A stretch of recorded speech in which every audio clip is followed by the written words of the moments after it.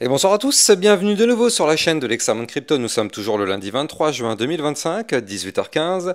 On va faire le point, bien évidemment, sur la situation du Bitcoin qui est en train de reprendre de la force. Bon, bah, il n'y a pas de surprise, hein, on l'avait vu ce matin, on savait que le Bitcoin allait remonter, vu que c'est une journée de pullback. Et on va faire le bilan, justement, pour voir si on peut continuer de monter encore un petit peu, ou si, malheureusement, c'est fini. Allez, on va regarder tout ça en détail, au travers de ce flash spécial. On s'installe confortablement et on démarre cette vidéo, bien évidemment. Je rappelle à tout le monde que tout ce que je vais dire n'est en aucun cas un conseil financier. C'est à vous de faire vos propres recherches. Et n'oubliez pas que le trading de crypto-monnaie comporte des risques de perte partielle ou majeure. Alors, on a un Bitcoin qui est en train de reprendre un petit peu de force. Alors, c'est tout à fait normal. On a un Nasdaq qui est en train de remonter, bien évidemment. On a aussi un SP500 qui lui aussi est en train de remonter. Regardez, du côté du Nasdaq, on est en train de reprendre un peu de force. On est en train de passer de 21 490 à 21 802. Du côté du SP500, si je le retrouve, voilà, là aussi, on est en train de reprendre un petit peu de force. Donc vous l'avez compris, bien évidemment, ça a des impacts plutôt positifs sur le Bitcoin. Quoique, mine de rien, quand même, regardez, le Bitcoin qui est dans une journée de pullback, comme on l'avait vu eh bien, ce matin, on avait vu que hier, on avait fait la clôture en dessous du range. Donc ça, on savait que c'était pas forcément une très bonne nouvelle, le fait d'avoir clôturé en dessous du bas du range, ici vous le voyez, en dessous des 101 508 dollars, on savait que c'était un signal baissier. On savait aussi que quand on casse un niveau clé, on revient retester ce même niveau clé. Donc là, actuellement, comme vous pouvez le voir, depuis ce matin, on a eu quand même un joli petit retracement. Pardon, pas retracement, on a eu un joli petit pullback, vous le voyez. On a eu une poussée haussière, on est même venu faire une petite pointe à 102 635 dollars. Mais, comme vous pouvez le voir actuellement, malheureusement, on est toujours sous le niveau clé. Et ça veut dire que pour l'instant, le pullback n'est pas en train de valider. Je rappelle qu'il faut impérativement qu'on clôture la journée au-dessus des 101 508 dollars. On savait qu'on allait retester ce niveau clé, c'est chose faite. On savait qu'on allait remonter un petit peu plus, c'est chose faite. Mais nous, ce qu'on a besoin maintenant, c'est une clôture à l'intérieur du range. Or, comme vous pouvez le voir, j'ai peur que là, on a été chercher les liquidités au nord, on a fait le pullback et que malheureusement, pour l'instant, on n'arrive pas à le réintégrer. Bon, alors pour l'instant, pas d'inquiétude, la journée n'est pas encore terminée, il reste encore quand même quelques heures, il reste encore 7h42, donc vous l'avez compris, pour l'instant, il y a encore le temps. On est toujours sur une journée de pullback. La journée n'est pas terminée. On a encore l'espoir de clôturer au-dessus des 101 508. Par contre, si jamais on n'arrive pas à clôturer au-dessus de ces fameux 101 508, malheureusement, ce ne sera pas du tout une très bonne nouvelle, ça, parce que je rappelle que si on n'arrive pas à réintégrer l'ancien range, alors dans ce cas, le but, ce serait malheureusement d'aller chercher les supports, notamment les 99 257, ou encore pourquoi pas les 98 018, ou encore les 96 188, voire même pourquoi pas les 93 477 dollars. Donc là, c'est pour ça que cette journée, enfin, ce pullback, parce que le pullback il peut durer plusieurs jours, étant donné qu'on est en vue jour, regardez c'est écrit sur mon graphique ici, on est en vue jour, donc forcément ce pullback il peut durer 1, 2, 3 jours, c'est tout à fait possible, donc là il va falloir voir si on arrive ou non à réintégrer, mais pour l'instant malheureusement on n'y arrive pas. Restons tout de même extrêmement prudents, hein, parce que tant qu'on n'arrive pas à réintégrer, ça reste une situation plutôt délicate. Alors, on a formé ici, en vue court terme, un premier creux. On est peut-être en train de former un deuxième creux plus haut que son précédent. Il va falloir qu'on arrive à briquer aussi au passage les 102 009 pour qu'on puisse valider un petit double bottom en vue court terme qui potentiellement pourrait nous permettre de remonter pour aller chercher, pourquoi pas ici, une résistance à 103 820. Mais pour l'instant, ça reste quand même extrêmement délicat. Donc soyons quand même extrêmement prudents du côté du Bitcoin. Bon, il y a quand même des belles zones qui sont défendues, hein. Ici, il faut quand même le noter.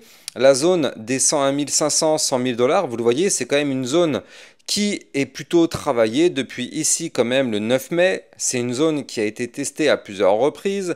On a quand même eu un rebond sur cette zone-là. Vous le voyez ici, on a fait une mèche en dessous. Ici, c'est pareil, on a fait des mèches en dessous. Ici, c'est pareil, on a fait une mèche en dessous. Donc, ça peut aussi être vu comme une très belle zone de rebond pour avoir pourquoi pas une belle opportunité.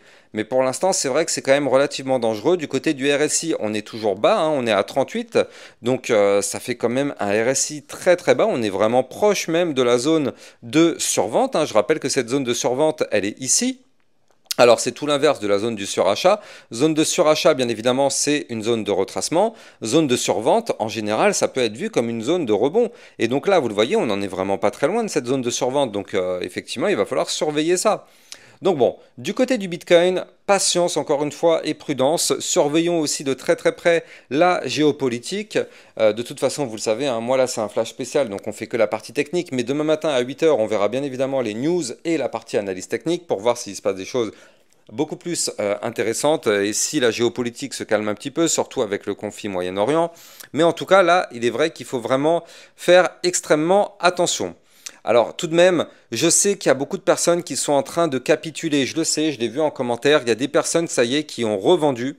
Il faut bien sûr comprendre qu'un marché financier, je rappelle la règle du marché financier, il n'est pas là pour vous faire gagner de l'argent. Un marché financier n'est pas là pour nous faire gagner de l'argent.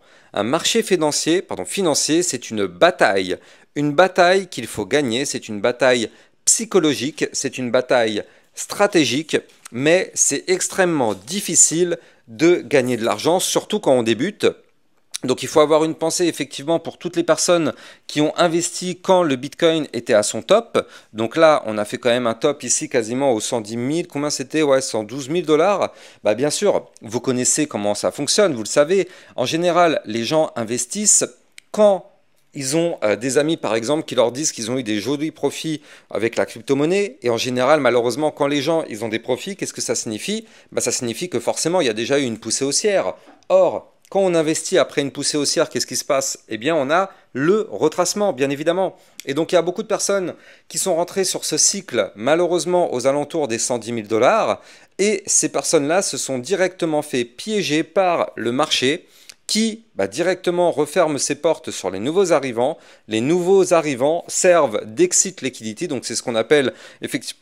Ah, c'est un mot anglais, mais ça veut dire qu'en fait, en gros, ceux qui étaient là avant prennent leurs profits, et en fait, ceux qui viennent d'arriver payent les profits des autres. C'est toujours comme ça, malheureusement, et malheureusement, ça continuera de l'être tant que les personnes investissent sans passer par la case formation. Ça tombe bien, la partie formation, ça fait maintenant plusieurs semaines que je suis en train de vous préparer un énorme programme de formation. Ça prend du temps, je me couche très très tard tous les soirs pour ça. Ça arrivera bientôt, j'espère pouvoir avoir le temps de travailler sur ça encore un petit peu. Je pense que mi-juillet, peut-être début août, ça sera prêt. On verra tout ça par la suite, mais bon. Bref, retournons sur notre partie analyse technique. La crainte, elle est là la crainte. Je rappelle que le Bitcoin nous forme un double top. Et ça, bien évidemment, vous le savez, ce n'est pas du tout une figure chartiste haussière. Avant de continuer l'analyse technique, je rappelle que vous pouvez trader le Bitcoin et les autres crypto-monnaies sur Binance. Vous avez mon lien de parrainage en description de vidéo. Grâce à ce lien de parrainage, vous allez obtenir un bonus de 10% à vie sur vos frais de trading. Et surtout, ça vous permet de trader sur une plateforme enregistrée PSAN auprès de l'AMF. Le lien est en description de cette vidéo. Donc là, effectivement, on est toujours bien évidemment sous la menace directe de ce double top. Le double top qui, je le rappelle, a une target théorique à 91 400 dollars. On l'avait déjà calculé ensemble hier et avant-hier sur ma chaîne YouTube. Donc là, effectivement, c'est pour ça que c'est très délicat. Si on n'arrive pas à réintégrer très rapidement le range, là les fameux 101 508, malheureusement, pour l'instant, tant qu'on est sous ce niveau clé, je rappelle qu'on est en train d'aller chercher petit à petit la target du pattern en double top. Donc soyons prudents, parce que là on est peut-être au tout début d'une nouvelle phase baissière sur le Bitcoin si on n'arrive pas très vite à repasser à l'intérieur du range. Et oui, ce double top il est là, il est validé.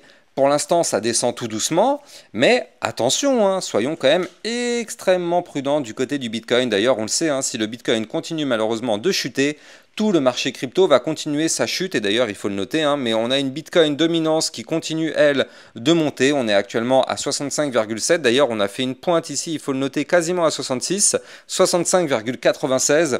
Je ne sais pas si vous vous rendez compte, c'est comme si vous prenez un gâteau, vous le coupez avec une part de 66%, et le reste, vous le divisez sur peut-être une centaine de milliers d'altcoins. Donc je vous laisse imaginer les impacts que ça a sur les altcoins. Forcément, il y a trop de puissance du côté du Bitcoin, il y a trop de dominance.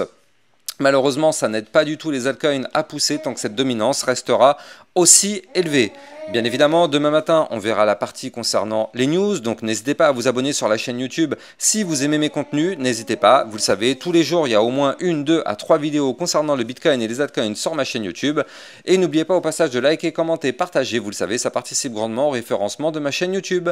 Je vous souhaite de passer une excellente fin de journée, je vous donne rendez-vous demain matin à 8 h. Ciao, ciao!